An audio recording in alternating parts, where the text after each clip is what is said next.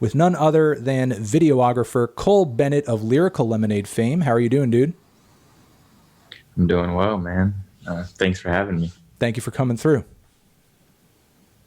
Appreciate it. How you doing? I'm doing good. I'm doing good. You know, just What'd you eat for? I had a smoothie for breakfast. You know, bananas and some oats and some kale, and there was like some chocolate protein powder in there. That's what I had for breakfast. That was my breakfast routine this morning. That was me. You know, before I throw a question at you, I think I'm going to throw more of a statement at you, or just more of like an idea, and I want to know if you disagree with this. Would you say that currently you're one of the most hardworking people in the music industry? Is that true? Yes. Yes, absolutely. I agree, and we're going to get into that work ethic later. You know, not to spoil too much, but because we were talking about it a little bit, you know, is there anything that you know, just a hint that you want to drop in terms of anything that, you know, you're working on right now or you have coming out around the corner that we can be excited about, you know, without giving too much away maybe? Yeah. It's going to be a big December. As of right now, there are 3 videos coming out in December. I can't say what they are, but they're all very special in their own way. And has the pandemic situation, I mean, I know that you've been putting out content super regularly, like throughout the year, but Right. In terms of like the logistics of what you do and how you're going about doing it and sort of the ease at which you do it and the creative process too, I mean, has the pandemic impacted that in a large way, you know, your ability to get stuff done or achieve certain ideas or work with certain artists that you've been wanting to work with? Absolutely. Right when the pandemic hit and, you know, we officially went on lockdown and there was all the travel orders and whatnot. Luckily I had like just shot like 7 videos. So, you know, when everything really hit the fan, I was good on just having content loaded up, and it actually gave me some time to, you know, edit them and work on those and plan a proper rollout. But in terms of getting back to work, with the pandemic, it's just you know, readjusting, and there's just a lot of like COVID protocol and like safety regulations that you have to do on set. You have to have smaller crews, and you know, it's just adjusting the way you work. But it was a bit of an adjustment, but it's I don't know. I think it made things better in a way, because you're working more critically, and there's just more on the line, and you just in any situation where you have to work smarter, I think always creates for a better product.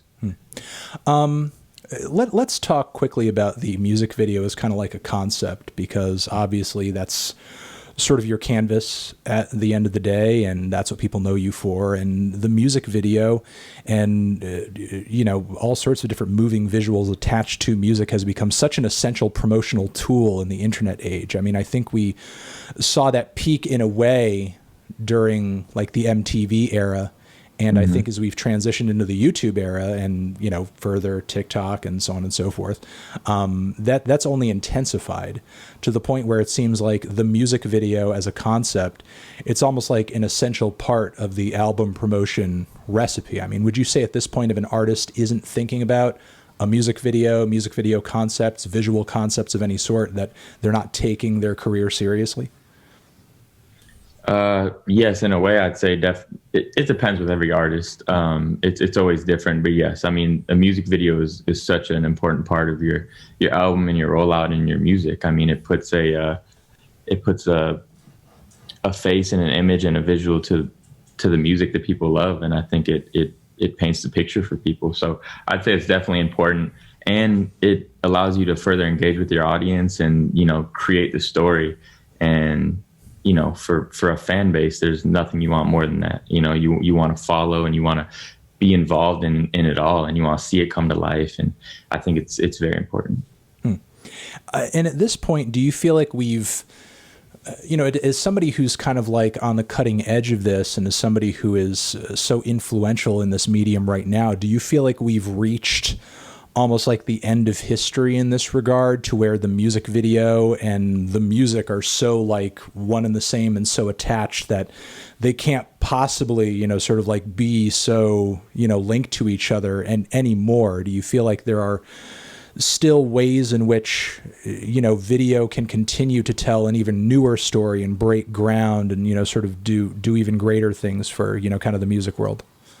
Yeah, I think there's a lot of ways to keep pushing the narrative forward in the music video world.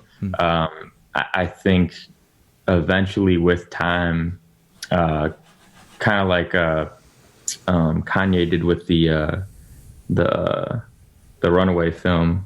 I think album visuals could be the next step in, an artist really taking it that extra mile. And I think any size artist could do it. And I think it could create that narrative and take it to the next level, and something that feels like a movie, like a short film. Now, do people have the attention span for that? I don't know. But, artists who have their core cult fan bases, I think this could definitely be a way to further engage their audience and take the visual aspect to the next level. But in terms of where music videos are today and how integrated they are with the actual music, what happens from here is it's up to the people. And there's so many different factors that play into it, the Spotify's and the Apple Musics and the YouTubes.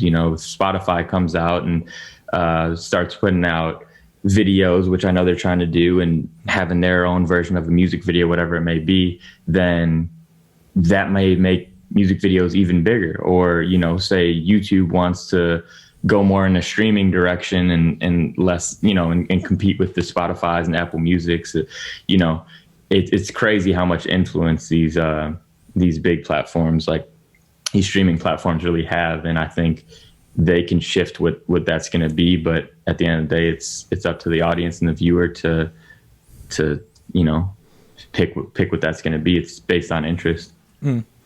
Yeah, I mean, that's before I go into the next question, I feel like that's an interesting comment to kind of dive into. I mean, as somebody who's also on YouTube and has been on YouTube for a long time, do you yourself, when you're creating for the platform, when you're uploading something to the platform, do you feel like you're being given the opportunity to kind of take full advantage, be creative, just kind of be the creator and the controller of your own destiny? Or do you feel like totally at the mercy of whatever YouTube and the algorithm might be doing at any given day? That's a great question. I kind of stand on both sides. I understand that all the content that I upload goes on YouTube. And I also understand that all the content that I upload, I don't own. This is owned by the artist. It's all copyrighted music that I'm lucky enough to, be selected to work on as the director. So, I think it's just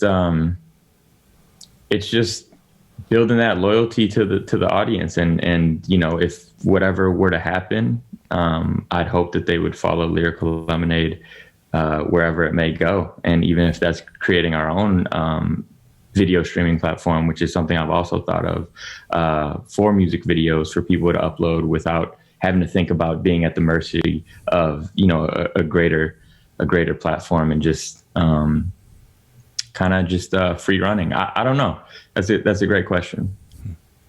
Moving on to the work ethic stuff that I was alluding to earlier. I mean, we've got a lot of creatives in the audience for sure. A lot of musicians, a lot of producers, and, people who are visual artists as well.